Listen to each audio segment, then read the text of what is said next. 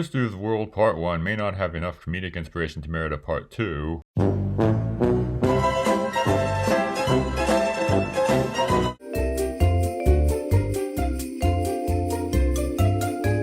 History of the World Part 2 is a series streaming on Hulu that serves as a sequel to the 1981 Mel Brooks film History of the World Part 1.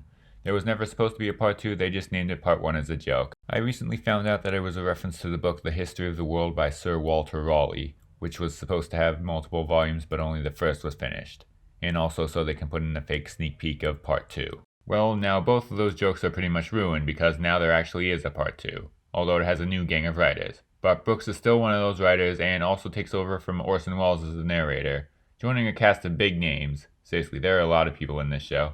So Part 1 was a movie made up of comedic vignettes of various periods in history. I saw it a few times in middle school when my parents recorded the edited TV cut. This new show got me to watch it on Hulu for the first time in many years, and this time the full, uncut, R-rated version. It's still good, even if not all of it holds up since I was a kid. Also, now it's dirtier, and I'm old enough to understand more of the jokes. It has ruined the chess scene for me forever.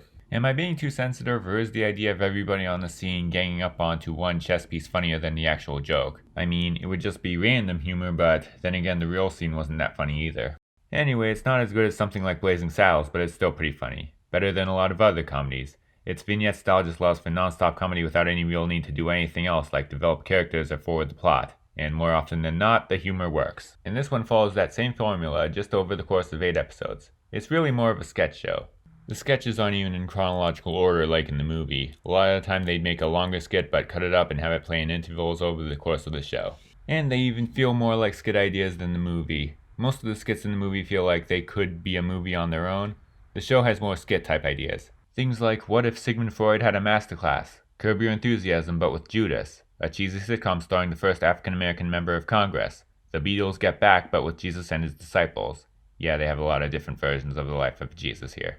It feels different from the movie. You can tell it's not completely Mel Brooks, but it's in the spirit of his work. I mean, it feels more like a modern day sketch show than History of the World Part 1, but it has this type of humor shine through at times. It's somewhat hit and miss, but that's pretty much a given for a sketch show. Sometimes it feels like it's trying too hard to allude to cool modern technology, but it has a much better hit ratio than your average episode of Saturday Night Live. But does it have the things that were promised at the end of Part 1? Well, it has one of the skit ideas and yet another tease of another one.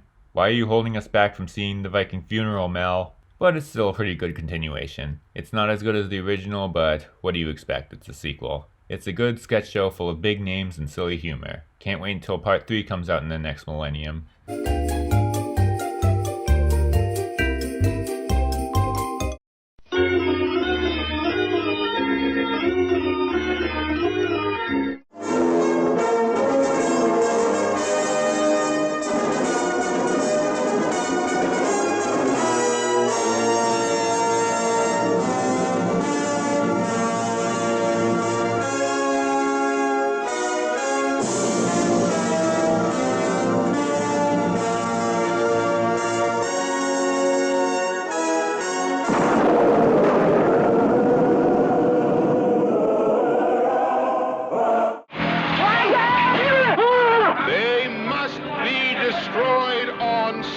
When there is no more room in hell, the dead will walk the earth. We are down to the line, folks. We are down to the line. Dawn of the dead.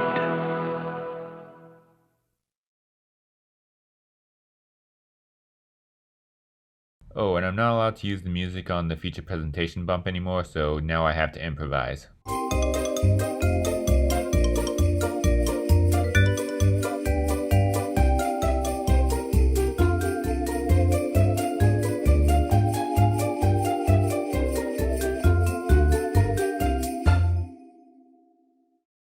The Last of Us has just finished its first season on HBO, based on the highly acclaimed video game, created by Neil Druckmann, the game's creator himself, and Craig Mazin, writer of Scary Movies 3 and 4 and Superhero Movie. Oh, and he also created some show called Chernobyl, but we probably don't need to mention that. What, it's like the 5th highest rated show on IMDB? Whatever, not as important. Also, I'm going to use footage from the game trailer instead of the show trailer because now HBO has joined the list of companies who think that having a trailer without sound playing in the background is going to cause the whole industry to collapse. Why didn't putting the trailers into black and white work last time? First thing out of the way, this is a bad show. I don't agree with this being the lowest rated show ever on IMDB, but at the same time, it's not good. Hey, that was the nicest thing anyone's ever said about that show. But back on topic. My expectations were high for this. I kind of drifted away from video games in my teenage years, but I'm trying to get back into them, and I've been really into the games that I have played. Some of my recent favorites are the Last of Us games, and bad jokes aside, I also love Chernobyl. If there's anybody who can capture the game's dark apocalyptic vibe, it's the people who made that show. And that turned out to be true. This show exceeded my already high expectations. The video game curse has been lifted. If other movies were headed in that direction, this completed it. Although, to be fair, it does appear to be less of a curse for TV shows. But in my very limited knowledge of TV based on video games, this is the best game adaptation I've ever seen, and it's not even close. Maybe when I watch more of Arcane or something like that I might prefer it, but as of now, this is a high bar to clear. I watched it with my parents. My mom said she didn't have high expectations for a zombie show based on a video game, but ended up loving it. It's very faithful to the game and does a great job of recreating it. The environments feel like the game, and the clickers are as creepy as they've ever been, which is enough to make the walkers in The Walking Dead look harmless by comparison. Pedro Pascal and Bella Ramsey are great as the main characters. It nails all the emotional moments. Almost every scene is as devastating as the games. Who would have suspected the show from the creator of Chernobyl wouldn't be a fun action romp about killing zombies? But this doesn't just lazily copy and paste elements from the games, it expands on that universe in meaningful ways. The best instance of this is the third episode, which doesn't even have the main characters until the end. It just focuses on a character from the game played by Nick Offerman from Parks and Recreation, about a time before the main couple find him, and his relationship with his lover played by Murray Bartlett from the first season of The White Lotus. We've never seen these characters before this episode, we don't see them after, but the episode is still heart-wrenching. And it really says something about the quality of the show that I can't even tell whether or not this is the biggest cry moment in the whole series. I guess my main complaint is that it's a little too short. It's 8 episodes long, which I guess is enough on its own, but when you're adapting a video game that's over 14 hours long, it can feel a little rushed.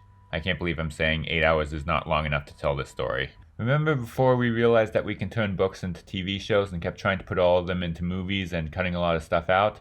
And then we decided that a season of TV was long enough, or sometimes even too long? Well, now we finally reached the point where now even that's too short to adapt some things. Although it's probably just because I've played the game. By itself, it's probably well paced, and so is Joel's relationship with Ellie. I'm more worried about the relationship than the plot. The plot moves okay, it's the character arcs that benefit from more time here.